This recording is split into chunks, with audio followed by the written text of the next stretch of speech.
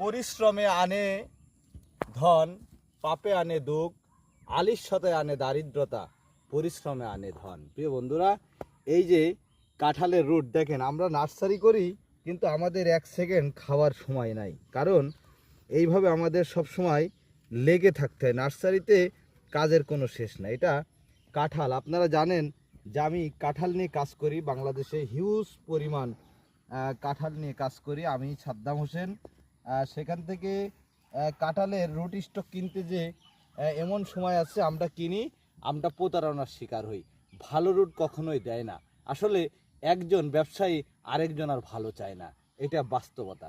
যদি 20,000 রুট কিনি, 10,000 দেয় নষ্ট, 10,000 দেয় ভালো।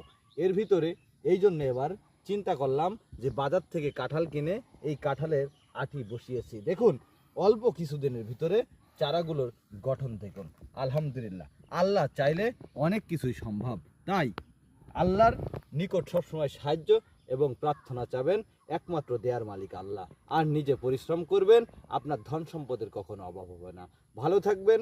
আসসালামু আলাইকুম।